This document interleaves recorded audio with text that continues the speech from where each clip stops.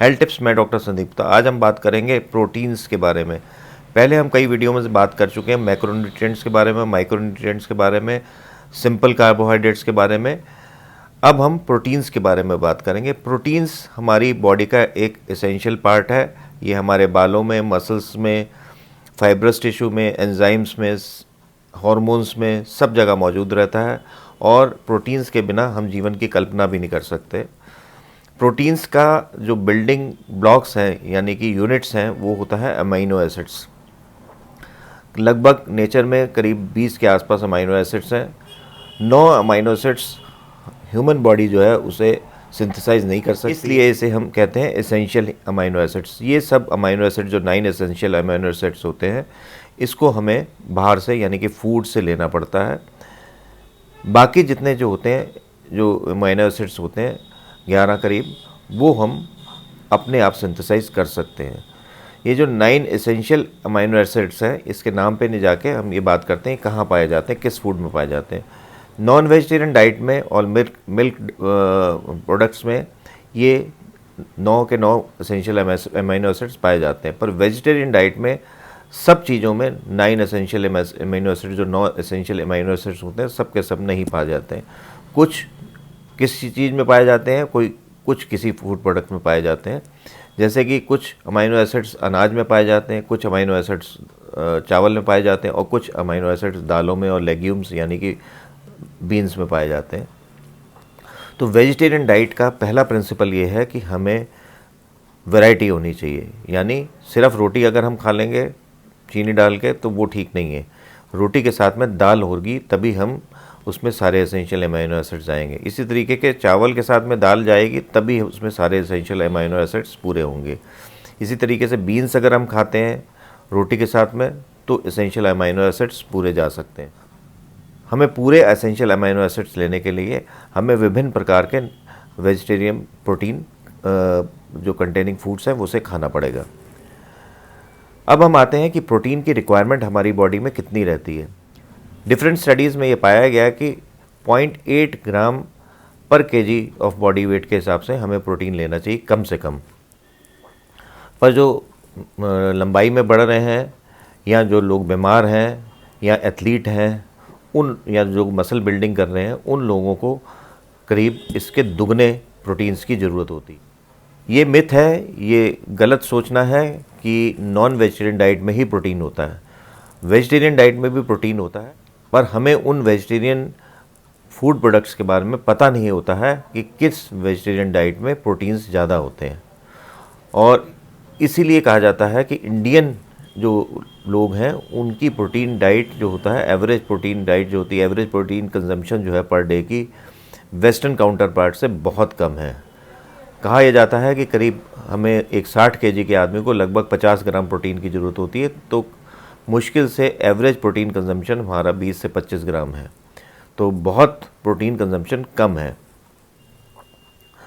और ख़ासकर फीमेल्स में तो और भी कम है। नॉन वेजिटेरियन डाइट में मीट में, चिकन में, एग में, अब मिल्क प्रोडक्ट्स को अगर हम ले लें तो मिल्क प्रोडक्ट्स में भी इसमें प्रोटीन काफ़ी अच्छी मात्रा में होता है। पर हमें प्रोटीन के साथ में ये भी देखना है कि उस फूड प्रोडक्ट में प्रोटीन के साथ साथ में और क्या क्या चीज़ें हैं। अगर फूड में प्रोडक्ट में उसमें प्रोटीन के साथ में फ़ैट ज़्यादा है तो हमारी सेहत को नुकसान पहुंचाएगा वो।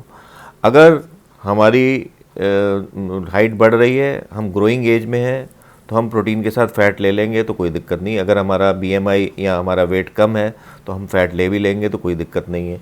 पर हमारा वेट ठीक ठाक है या हम ओवर वेट हैं तो हम उस प्रोडक्ट को लें, अगर हम नॉन वेजिटेरियन डाइट को लें जिसमें फ़ैट ज़्यादा है तो वो हमारी बॉडी को नुकसान पहुँचाएगी।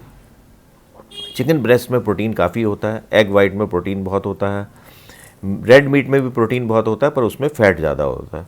इस तरीके के पोर्क और बीफ में भी प्रोटीन ज़्यादा होता है पर उसके साथ में फ़ैट भी बहुत ज़्यादा होता है।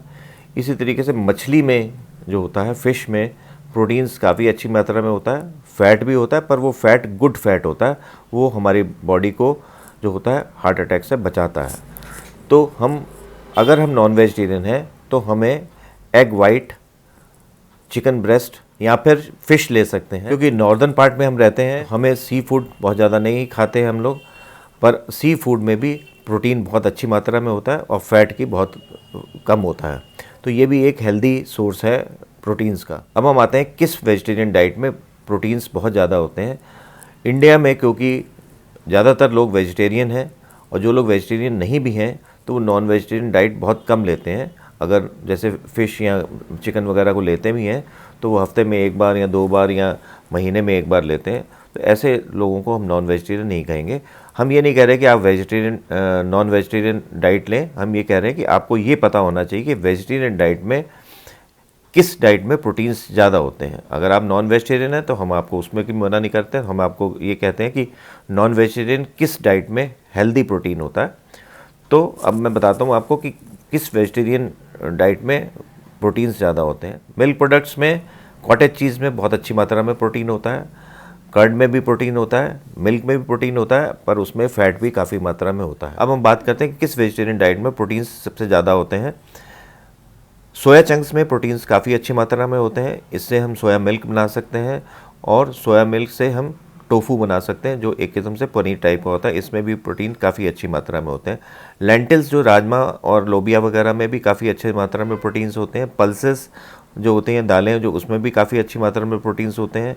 100 ग्राम मूंग की दाल में करीब 24 ग्राम के आसपास प्रोटीन होता है। इसी तरीके से स्प्राउट्स में भी बहुत अच्छी मात्रा में प्रोटीन होता है। इसी तरीके से ओट्स में भी बहुत अच्छी मात्रा में प्रोटीन होता है।